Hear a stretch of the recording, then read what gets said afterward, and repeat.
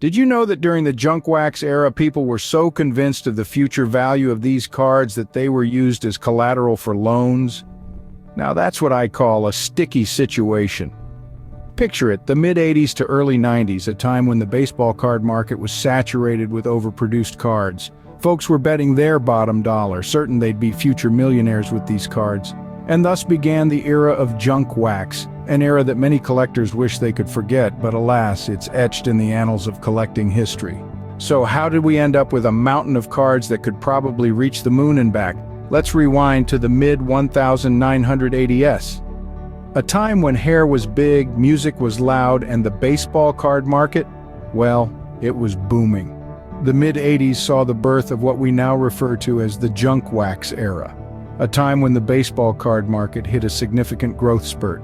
Now, what fueled this growth, you ask? Two things: the entry of new companies and the increased interest in baseball cards as an investment. It all started when companies like Topps, Donruss, and Fleer entered the scene. They brought with them a new wave of enthusiasm, innovation, and most importantly, competition. Topps, a veteran in the game, was known for its classic, simplistic design. Donruss, on the other hand, brought some freshness to the table, offering cards with bold colors and dynamic action shots.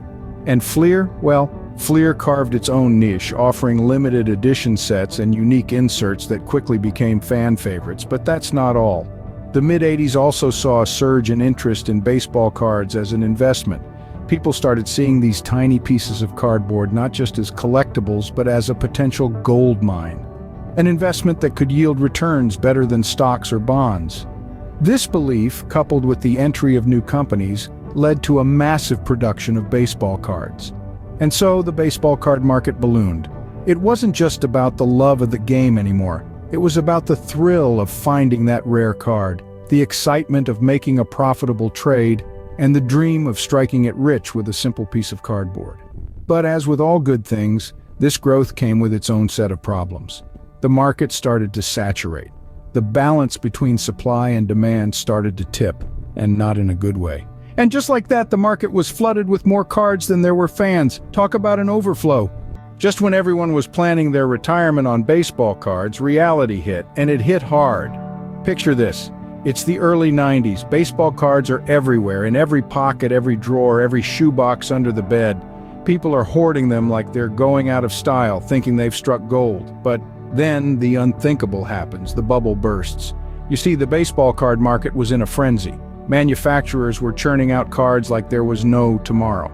The supply was immense, and for a while so was the demand. But as with any market, when there's too much of a good thing, the value starts to plummet. And plummet it did. Every Tom, Dick, and Harry had the same cards. The scarcity, the rarity, the elements that made these cards valuable in the first place were gone. The market was flooded, and the cards, well, they were about as valuable as the gum they came with. Collectors found themselves holding piles of cards, but the gold they thought they had was nothing more than fool's gold. The cards that were supposed to fund luxurious retirements were now barely worth the cardboard they were printed on. The drop was swift and brutal, leaving many a collector in disbelief. It was a harsh reality to face. Imagine one moment you're holding what you believe to be your ticket to Easy Street, and the next, you're left with a pile of near-worthless cards. It was a crash that left many high and dry, their dreams of wealth dashed. But here's the kicker. Despite the crash, despite the heartbreak, the hobby survived. Collectors licked their wounds, dusted off their caps, and got back in the game. Because at the end of the day, it wasn't just about the money, it was about the love of the game, the thrill of the chase, the joy of the collect. So much for those retirement plans, huh? So what happened next? Did everyone just pack up their cards and go home? Not exactly. It was more like the morning after a wild party. The sun came up, the music stopped, and everyone was left to deal with the aftermath of the junk wax era. The market had been flooded with baseball cards, so many that they became as common as grains of sand on a beach. The value of most cards plummeted, and the bubble that had been the baseball card market burst. Collectors who had invested their hard-earned money in these cards were left holding stacks of cardboard that were worth less than the gum they were once packaged with. But not everyone lost out. Some savvy collectors had been cautious and discerning, choosing to invest in rare, high-quality cards instead of the mass-produced junk wax. These folks managed to make a profit even in the midst of the market's collapse. For the rest, however, it was a hard lesson in economics. The baseball card market had become a classic example of supply and demand gone wrong. The card manufacturers had overestimated the demand for their product, and in their rush to cash in, they had oversupplied the market. The result was a glut of cards and a crash in their value. But what about the cards themselves? Well, most of them ended up in attics, basements, and garage sales, forgotten relics of a bygone era. Some were recycled or even thrown away. A few, however, have managed to survive. Despite the crash, the hobby of card collecting didn't die. It changed, certainly, and it became a lot more cautious. But the allure of baseball cards, the thrill of the hunt for that rare gem, remained. And for those who stuck with it, there were still rewards to be found. And that, my friends, is the story of the junk wax era, a cautionary tale of supply and demand gone wrong. So what can we learn from the junk wax era, besides not to use baseball cards as collateral for loans, of course? Let's take a moment to look back on our journey through the wax jungles of the past. The junk wax era, a time marked by the overproduction of baseball cards, was a period that shook the world of collectors to its very core.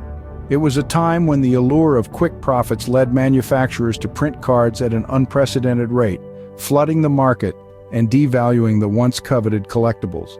This era serves as a stark reminder of the dangers of overproduction. Like a pitcher who's lost his touch, the market became saturated and the once valuable cards lost their worth. The lesson here? Scarcity and demand are key players in the game of collectibles. Overproduction, on the other hand, is like a wild pitch that can throw the entire game off balance. But there's more to glean from this era than just the pitfalls of overproduction. The junk wax era also serves as a cautionary tale about the risks of speculation. With visions of dollar signs dancing in their heads, collectors and investors alike speculated wildly on the future value of these cards. However, when the bubble burst, those lofty dreams of wealth turned into a harsh reality check. So remember, speculation is a high-stakes game that can sometimes result in a strikeout. There's a lot we can learn from the junk wax era. It's a testament to the fact that in the world of collectibles, it's not just about the quantity, but quality and rarity that truly matter. It's a reminder to play it smart, to remember that collecting is not just about potential profit, but also about the joy and passion for the game. So the next time you think about investing in baseball cards, remember the junk wax era, and maybe keep those cards away from the bank. And with that, we bid adieu to the junk wax era, an era that will forever be remembered in the history of baseball card collecting. It was a time of wild speculation, of dreams of future wealth, and of course, an abundance of glossy cardboard. It was the era when cards were printed in such massive quantities that they lost their value almost overnight, but let's not forget it was also a time when the hobby of card collecting expanded, reaching into households across the nation and around the world. The junk wax era gave us stars like Barry Bonds, Roger Clemens, and Mark McGwire, their rookie cards once the crown jewels of any collection, now relegated to shoeboxes and closets. It was an era of hope and disappointment, lessons learned, and moments that will never be forgotten. And while the bubble may have burst, the memories remain. Whether it was the thrill of ripping open a fresh pack, the anticipation of finding that one special card, or the heartbreak of realizing your collection was worth less than the paper it was printed on, we all have our stories to tell. So as we say goodbye to the junk wax era, let's remember the lessons it taught us. That in this world of collecting, it's not just about the value of the item, but the passion and the story behind it. Remember, in the world of collecting, sometimes the most valuable thing is the story behind the item. And the junk wax era certainly gave us a story to remember.